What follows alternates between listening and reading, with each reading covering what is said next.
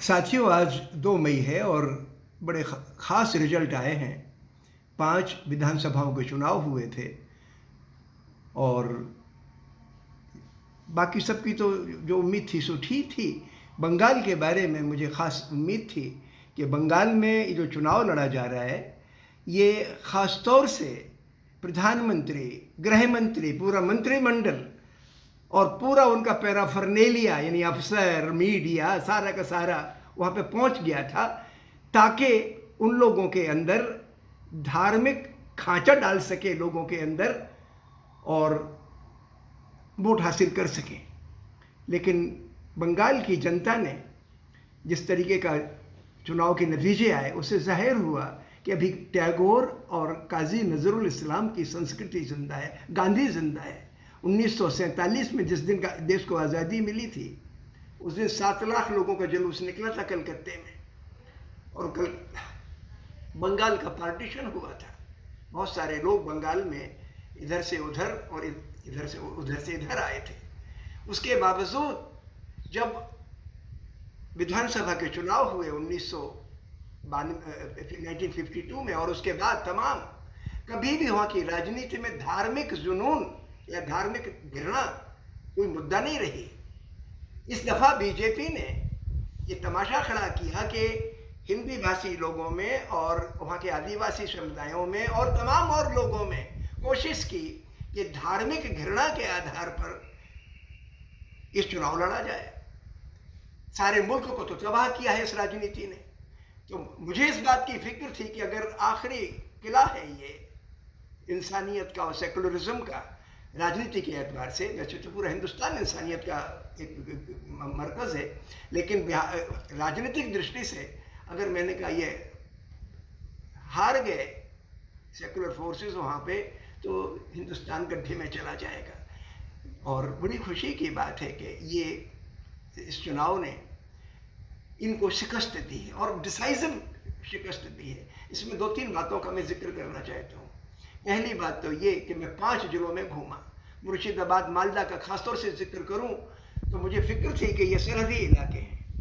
मुर्शिदाबाद वो जगह है जहाँ से अंग्रेज़ों ने अपनी सरकार की, अपनी सल्तनत की शुरुआत की, हिंदुस्तान में गुलामी की शुरुआत की सिराजुद्दौला को हरा के। तो सिराजुद्दौला की वो शहीद स्थल है। मैं चाहता था कि यहाँ से ये भेदभाव की ताकतें यहाँ सर न उठा सकें। सौभाग्य से वहाँ की 22 सीटों में से खबर आ रही है कि 20 में बीजेपी हार रही है। उसी तरीके से मालदा का इलाका है।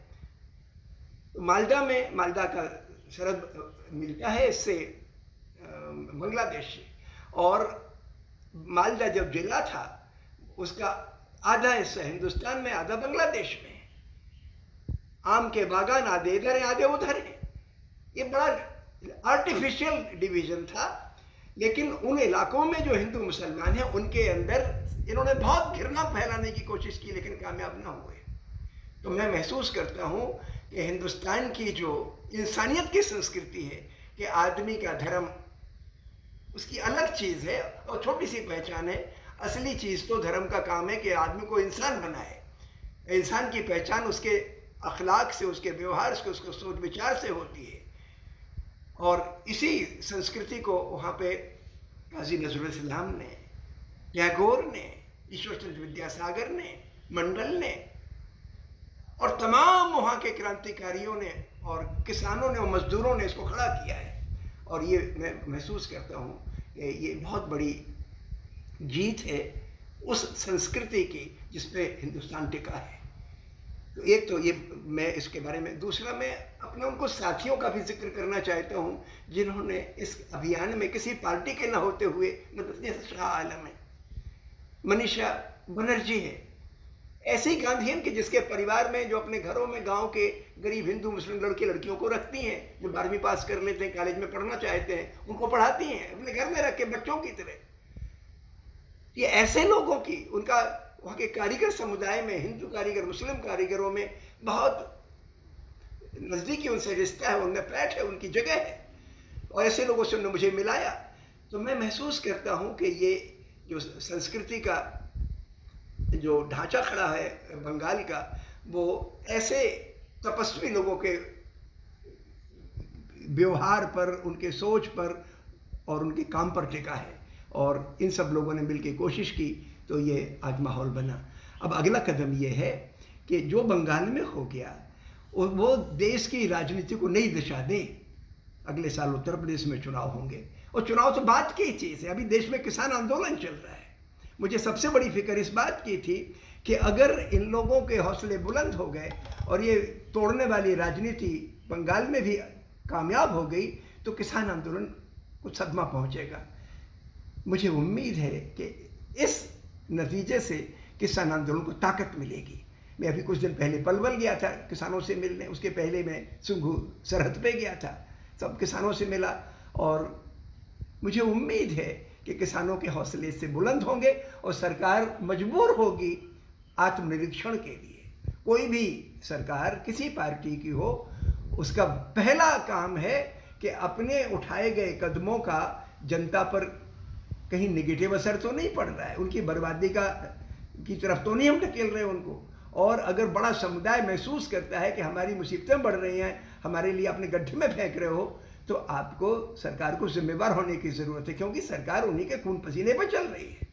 तो मैं उम्मीद करता हूँ कि देश की राजनीति, हमारी जो हुकूमत है केंद्र की, वो जागरूक होगी, अपना जो इम्पीरियलिस्टिक उसका सोच रहा है पिछले 2 बरस से, उसमें बदली आएगी और वो जनता जनमुखी बनेगी।